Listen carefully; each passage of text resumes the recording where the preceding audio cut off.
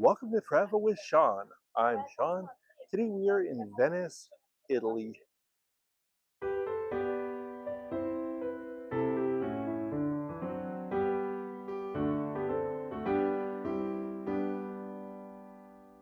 Venice, Italy consists of about 120 islands surrounding the Venetian lagoon. One of the most popular of these islands that is not connected by a bridge is the Lido of Venice. Lido is a 7-mile long, narrow island that separates the lagoon from the Adriatic Sea. The Adriatic side of the island is probably more popular because of its beach. In this video, we're staying on the lagoon side for more history and because we're searching for the Church of St. Nicholas, the final resting place of St. Nicholas of Myra, the man who inspired the story of Santa Claus. I guess you can say we're on a quest to find the final resting place of the original Santa Claus. How do you get to the Lido? Probably the most economical way is by Vaporetto, which is the water bus. We took the bus to Lido Santa Maria Elisabetta, which is probably the main Vaporetto stop on the lagoon side of the Lido. It usually takes about 20 minutes to get there from St. Mark's Square, and buses usually depart for the island about every 20 minutes, so you never have to wait that long to catch a Vaporetto to the Lido. It's a relaxing ride, and the view is pretty amazing too. Once on the island, you can catch a regular bus to get around, rent a bicycle, motorcycle, or car, or you can walk. We took the bus part of the way and walked a bit, taking in the sights.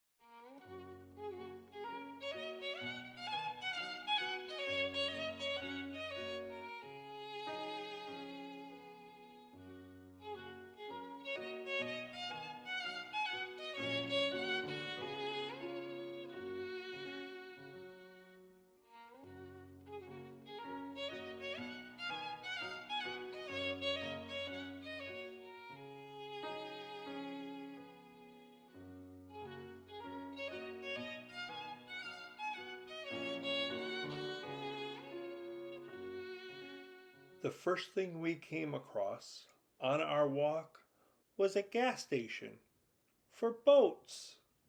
I've never seen one before.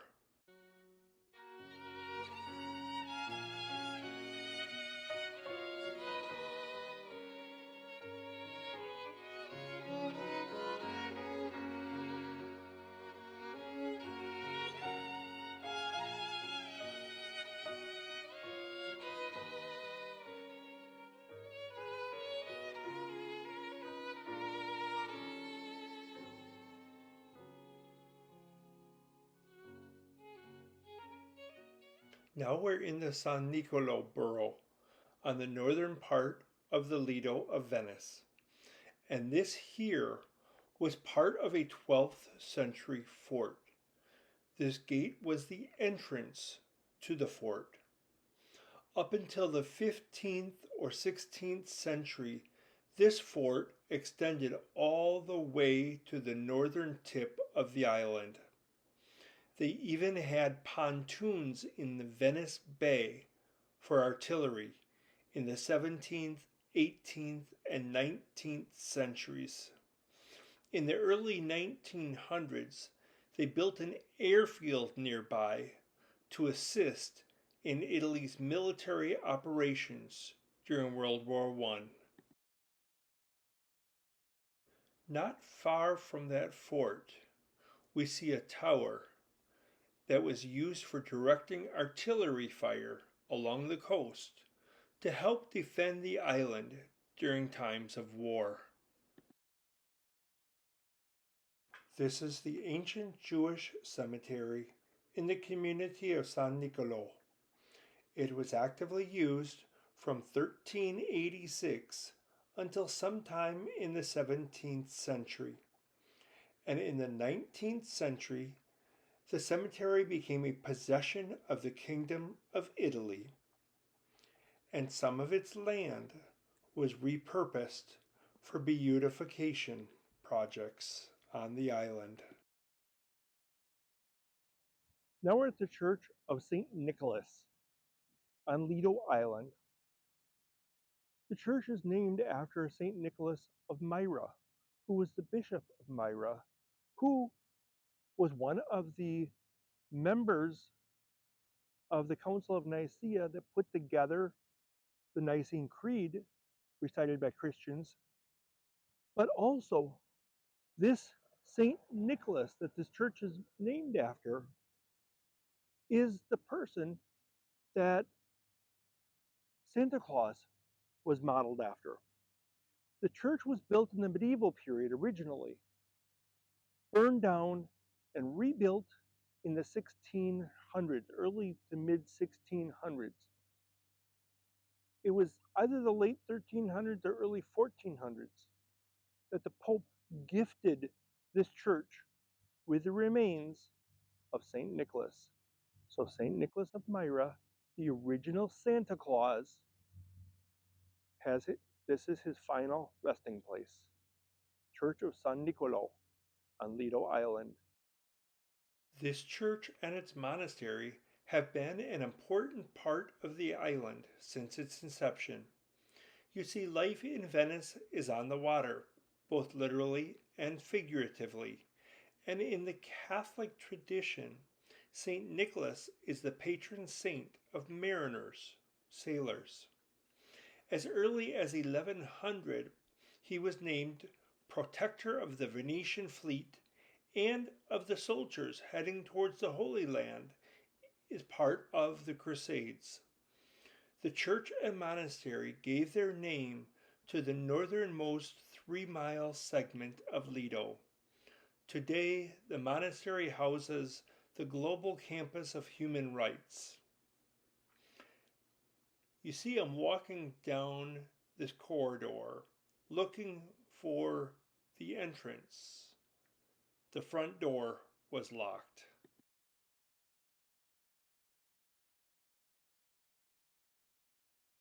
And so was the side door. That leaves one more door to try. Now we're standing on the side of St. Nicholas Church, where the original Santa Claus is buried.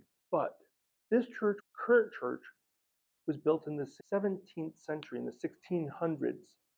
But right next to it, seemingly attached to it, is an older monastery, what they call cloisters, which was built in the 16th century, so the 1500s.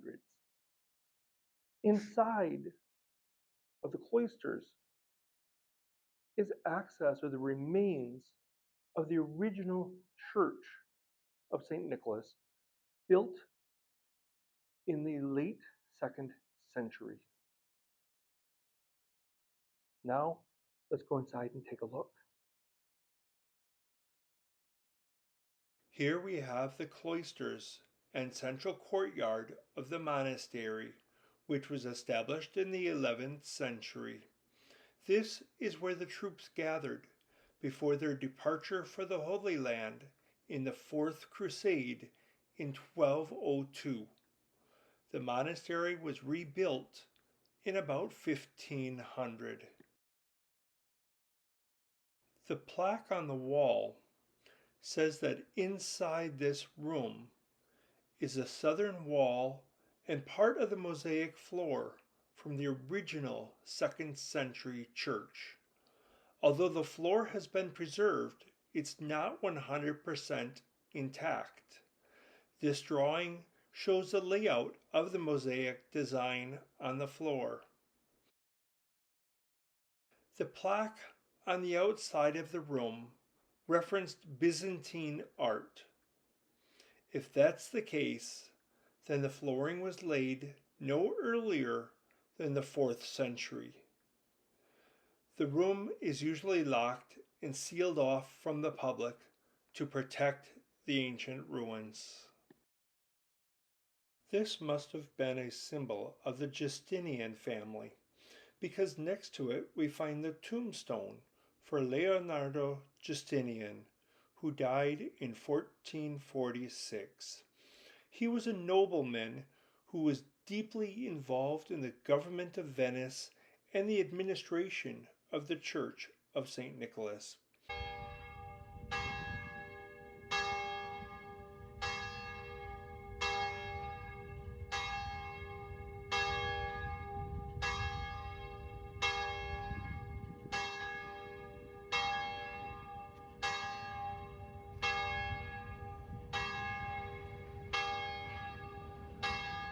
While waiting for the bus to return to the Vaporetto stop, I found this interesting circular stone blocked off.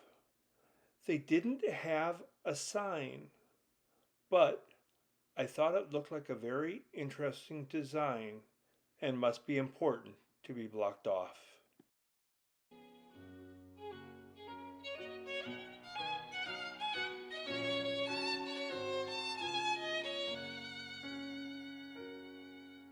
Having completed our search for the final resting place of St. Nicholas of Myra, the original Santa Claus, we've left the Lido of Venice and are returning back to the other side of the lagoon. With that, I thank you for watching and I thank you for your support. Until next time, bye-bye.